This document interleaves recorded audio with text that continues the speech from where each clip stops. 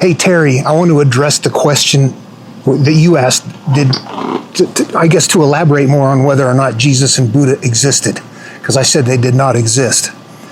And okay, so there's a reasoning process that we can use. And first of all, we know that a Buddhist is going to say Buddha existed, and Jesus may have existed too.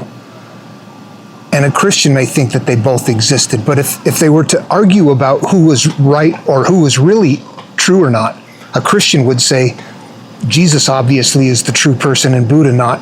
And a Buddhist would say, Buddha is. Okay, so we're on equal footing here. We need to understand that. We come from one place or another. We might try to,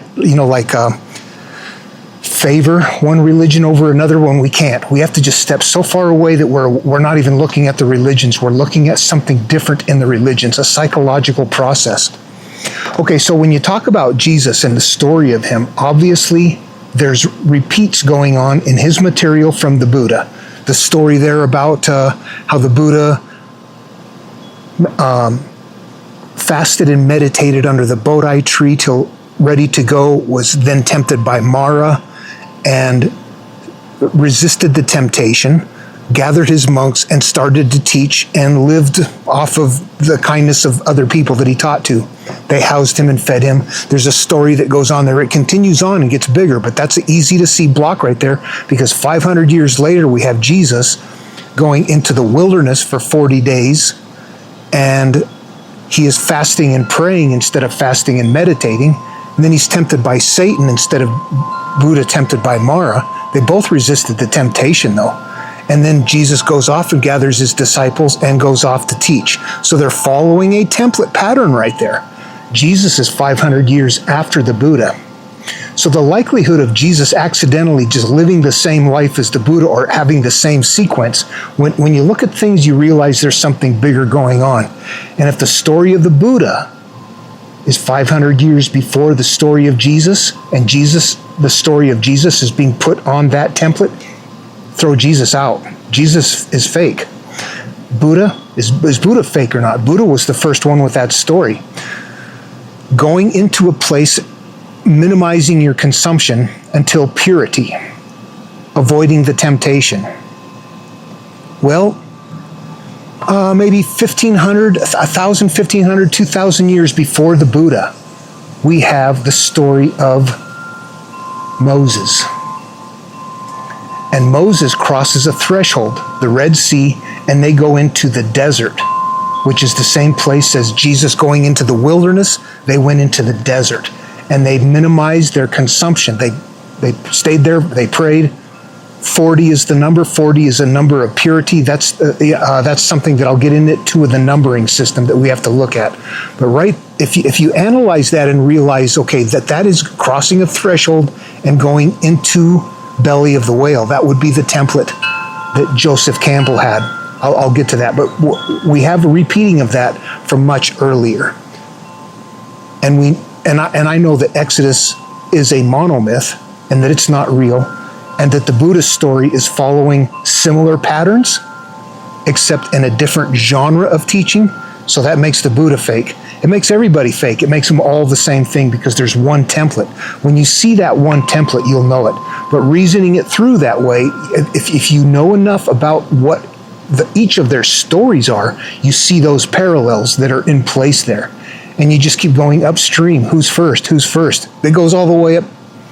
The clearest place to see it is the Babylonian creation epic, the Enuma Elish. The Gilgamesh stuff, the Sumerian stuff is more fragmentary, and it wasn't quite as established at that point. In fact, from the Babylonians to the Jews, we can see similar motifs there, right? Apsu, the creator god in Babylonian creation, creates everything, but as it all goes bad, not around. Comes back when it's time for Marduk, the called hero, to destroy everything and start over. What do we have in Genesis? God creates everything, Cain leaves the presence of the Lord. God isn't around where things go bad, and God only returns when it's time to call Noah, the called hero, to go through the flood. And they're the same story. You're going to go through the destruction of something and start on the other side. They're not true flood stories. They're metaphorical stories that represent something in the mind. I'm going in to destroy my early life belief system. This is a time to turn inward. Teaching that is so old, and we're so out of touch with it, it's very hard to understand. But anyway, okay, I just wanted to say that. There's reasoning processes you go through and you realize, boy, there's one template, there's one character, and somebody in the background that is not an Abrahamic, that is not a Hindu, that is not any religion in the world. They know better. They're creating the religions for an evolving population, and we're trying to get behind that. We are not privy to that, but if you look closely, you can see it there. And the people who wrote the Holy Bible put a numbering pattern in there, a complex numbering pattern. I'll get into that. The more you learn about this, the more you see that it's structured by humans, but it's meant to be found if you can find it. Time is going by. Control is being lost. I think religions are falling by the wayside, and whoever is behind the scenes now realizes, okay, what is going to control the population? AI. Humans are easy to fool. Frickin' easy to fool. Most of them, not all. Most of them are so easy to fool and such emotional creatures that they'll believe what they want to, and they believe what they were raised with. And they believe that they're right and everybody else out there is wrong. Now, boy, nothing's more tribal than religions, huh? I hope Jesus didn't exist, and I hope the Buddha didn't exist. Well, the Buddha wasn't, the Buddha's not abused and worshipped as an idol like Jesus is. That's the problem. Christianity took a turn when they said, instead of doing what Jesus instructs, how about you just worship him? If you believe in him. Anyway, okay, I don't need to get into all that. I'm going to end this video, use those reasoning processes, but they won't work until you know more about the template and the conceptual teachings of the material. Once you see that and how widespread it is, then you realize, Joseph Campbell, hero with 1,000 faces, right there. They're all the same character. Jesus, Buddha, Noah, Marduk, Moses, Ezekiel, Joshua, Jesus, they're all the same character. And that's just in Abrahamic material. We have Jason, we have Hercules, we have all the Greek heroes. All the Greek heroes getting their hammers or other heroes, Norse heroes getting their hammers for their magic supernatural power.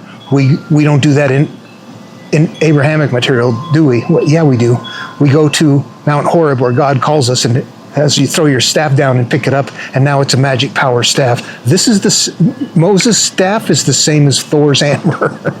It's the supernatural aid. Anyway, okay, that's it. Questions, comments, feel free to ask. None of them existed, but they're all followed in very tribal ways, and humanity is doing very bad because of it. Well, no, if it wasn't there, humans would still be acting this way. Hope that helps. Take care.